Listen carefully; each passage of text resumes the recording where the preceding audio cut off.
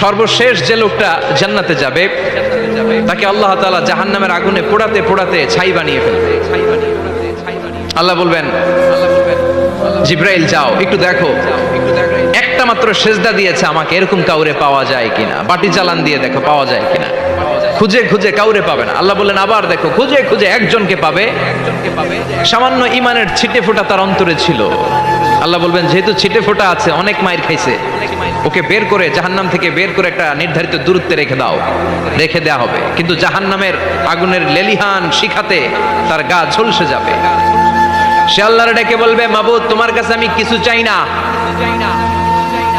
জাহান্নাম থেকে তুমি আমাকে বের করেছো, জীবন নদীর পানি তুমি আমার গায়ের মধ্যে ঢেলে দিয়েছো, আমি আবার সজীবতা ফিরে পেয়েছি। আমি তোমার কাছে জান্নাত চাই না, শুধু নিরাপদ একটা দূরত্বে আমাকে রেখে আসো, যাতে জাহান্নামের আগুন আমারে কষ্ট দিতে না পারে।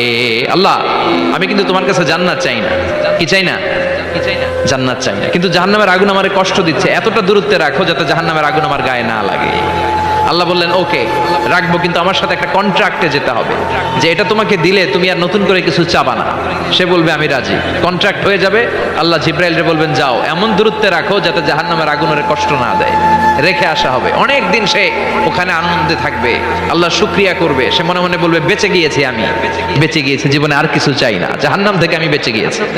অনেকদিন থাকার পরে মনে মনে ভাববে বাইসা তো গেছি, কিন্তু নতুন করে একটু ট্রাই করে দেখি, জাহান্নামের সৌন্দর্যের দৃশ্য একটু চোখ দিয়ে অবলোকন করা যায় কিনা। সে আল্লাহরে ডেকে বলবে, আল্লাহ ইনদি সুআল, আমার একটা ফরিয়াদ আছে। কি ফরিয়াদ? আল্লাহ আগেই বলে রাখি আমি কিন্তু জান্নাতে যেতে চাই না। আল্লাহ বলবেন কি চাও? সে বলবে আল্লাহ তোমার জান্নাতটা তুমি কত সুন্দর করে বানিয়েছো, আমি একটা নজর শুধু দেখতে চাই। জান্নাতের দরজার সামনে নিয়ে যদি আমারে বসিয়ে রাখো, দ্যাটস ইনাফ, আর কিছু চাই না, শুধু জান্নাতের দরজার সামনে। আল্লাহ বললেন তুই না ওয়াদা করেছিস, তুই না চুক্তি করেছিস। সে বলবে আল্লাহ আমারে হতভাগা বানাইয়া তোমার কি লাভ? সুবহানাল্লাহ পড়েন, আমারে তুমি হতভাগা বানিও না। আল্লাহ বলে ঠিক আছে, আবার সিগনেচার কর যে জান্নাতের দরজার সামনে বসিয়ে দিলে আর কিছু চাবি না। সে সিগনেচার করে বলে আমি চাবো না। আল্লাহ বললেন জিব্রাইল বেচারারে ধরে জান্নাতের গেটের সামনে বসায় দে। এবার জান্নাতের গেটের সামনে বসে বসে জান্নাতের সৌন্দর্য দেখা শুরু করবে। সুবহানাল্লাহ, এমন সৌন্দর্য যেটা চোখ দিয়ে কেউ দেখে নাই, কান দিয়ে শোনে নাই। ওই সৌন্দর্য চোখে দেখে, কান দিয়ে আওয়াজ শোনে, মাগার ভোগ করতে পারে না। অন্তরে জ্বালা আছে না নাই? এয়ার কন্ডিশনের রুমে ঢুকতে না পারলেও, এয়ার কন্ডিশনের রুমের দরজার বাইরে দাঁড়ালো, এয়ার কন্ডিশনের রুমের একটা ঠান্ডা বাতাস গায়ে লাগে না? কথা বলেন। তো ও যখন জান্নাতের দরজার সামনে দাঁড়াবে, ওর গায়েও এরকম জান্নাতের ঠান্ডা বাতাসের হিমেল ছোঁয়া গাটাকে শীতল করে দিবে। ওই শীতল হয়ে যাওয়ার পরে আর তো সহ্য হবে না, আবার আল্লাহরে ডাকবে, মনে মনে ভাববে আর একটু ট্রাই করি না, দোষ কি, আস্তে আস্তে অনেক দূর তো আগাইছি। সুবহানাল্লাহ কইবেন না?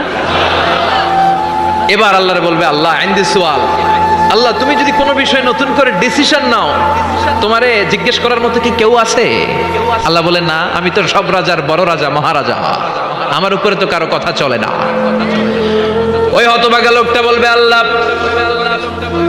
এত সুন্দর জান্নাত তুমি বানালাম, চোখ দিয়ে সৌন্দর্য দেখি, কান দিয়ে আওয়াজগুলো শুনি, হুর আর গেলমান হেঁটে বেড়ায়, এত সুন্দর জান্নাত চোখ দিয়ে দেখি, ঢুকতে পারি না, আমারে কষ্ট দিয়ে তোমার কি লাভ? ও আল্লাহ আমারে তুমি মাফ করে দাও, জান্নাতের চিপার মধ্যে এক কর্নারে তুমি একটু আমারে জায়গা করে দাও। আল্লাহ বলবেন ওয়াই হাক ইবনা আদম, তোর ধ্বংস হোক হে আদম জাত, মা আগদারাকা, তোর চেয়ে বড় গাদ্দার আমি আমার সৃষ্টিকুলে কাউরে দেখি নাই, কারণ তুই আমার সাথে চুক্তি করিস আর চুক্তি ভঙ্গ করিস। আল্লাহর রহমতের দরিয়ায় তখন জোশ খেলে যাবে, ওর আকুতি মিনতি চাহনি আল্লাহর রহমতের দরিয়ার মধ্যে জোশ লাগিয়ে দিবে। আল্লাহর দয়া হয়ে যাবে, মায়া হয়ে যাবে। আল্লাহ বলবেন ঠিক আছে জান্নাতে যা। লোকটা এবার এক দৌড়ে জান্নাতের ভিতরে ঢুকে যাবে। লোকটার দৌড় দেখে আবার লোকটারে আল্লাহ ডেকে বলবে একটু দাঁড়া, একটু দাঁড়া, জান্নাত তো দিছি, তো দৌড় দিলি কেন? সুবহানাল্লাহ কইবেন না?